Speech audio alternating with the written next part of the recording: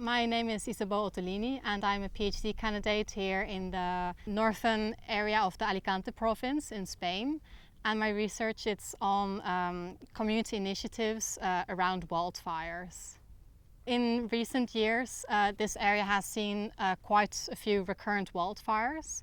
There was a big one in 2015 which burned around 2,000 hectares, including what you see here. And then in 2022 there was another wildfire which was even bigger. It burned around 12,000 hectares. Such big wildfires in only 7 years, it's fairly uncommon, and it has impacted the local society quite a lot and also the ecosystem. In this area, historically there was a lot of both overgrazing and a lot of cutting of the local tree species, like a kind of oak. And once that stopped, trees started to grow again here. And because of the wildfires, a lot of the trees they burned. Plus also there has been the abandonment of agricultural areas, so the olive trees and almond trees and such. So these different components together with the wildfires that then happened has led to this landscape becoming much less diverse in terms of biodiversity, and also more vulnerable to not only future wildfires but also droughts as we're experiencing right now. A lot of villages, they have restrictions around water use, and it's creating quite a lot of tensions around who gets to access water for which use or which aim.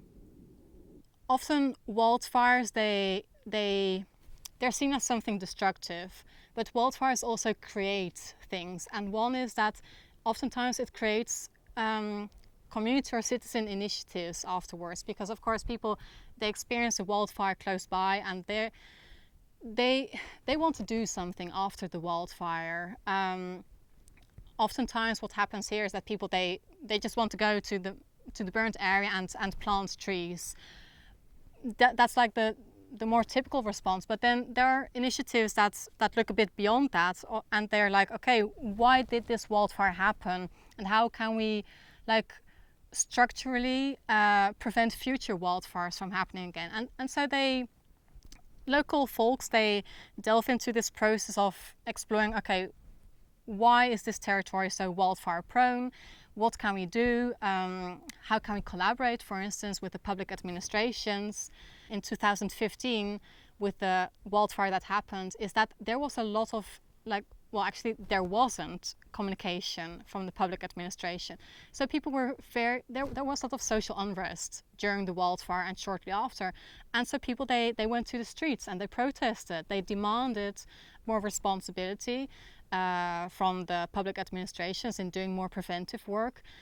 And also just to be considered and to be heard, because people, they felt very much left out. And so from this social unrest is then this citizen initiative called Pego Viu emerged. And throughout the years they've done a lot of different activities around land stewardship, around creating fire breaks, extensive grazing, environmental education. In Spain there's still very much the legacy of the dictatorship, where all decisions are made from above and there's no involvement at all from local levels, where things that make sense from an urban environment have no sense at all in a place like this. Just to put a very simple example, that it's nowadays prohibited to gather a lot of the medicinal plants or plants that you can eat. And of course from an office that in the urban area might make sense for biodiversity issues and such, but by prohibiting people to use certain plants, for instance, like this one, the chamomile or the rosemary, it breaks the relationship of people with their surrounding, with their nature, and it leads to a loss of the identity, of all the knowledges. And the same, for instance, is with fire. Historically, fire has been used here for hunting. You would light a fire and then animals would escape and people would hunt.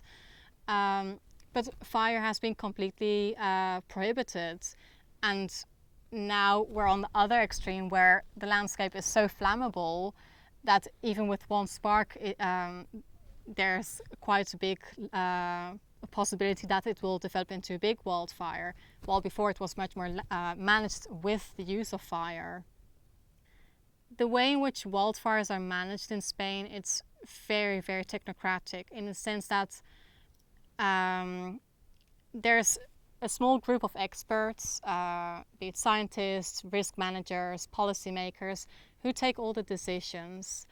And it's based on this idea that society is made up of individuals that are passive and unknowledgeable. And for me, by working with community initiatives, I see the total opposite. And I think it's really important to shed light on it, and to show that people on a local level, they do know and they do have valuable experiences, and the knowledge of some people is really valued and the knowledge of other people is not valued at all. And I've seen this, for instance, with many of the interviews that I've done with local people here, is that oftentimes after the interview they're like, I'm not sure if anything I told you is of worth because I don't really know anything. And I've heard this so many times that I was like, oh, maybe it's just because people, they've been told that their knowledge is not valuable. And when I meet with those people and they start explaining me so many things, and it's like, well, you know a lot. What I've seen from my own experiences around community initiatives and community building is just the fact that people, they get a sort of sense of belonging and how to call it, empowerment also. Like, okay, I can actually do things, even if it's restricted just on a local level. I do have a certain level of power or agency to at least do some things and create small changes. I'm not sure how to summarize it, but they have a sense of pride in this area. They feel a very deep love for it, and so from there is where this sense of wanting to defend it comes from, be it against mass urbanization projects or renewable power plants or wildfires, because people, through these community initiatives, they do start to really value what the surrounding, what the nature has to offer.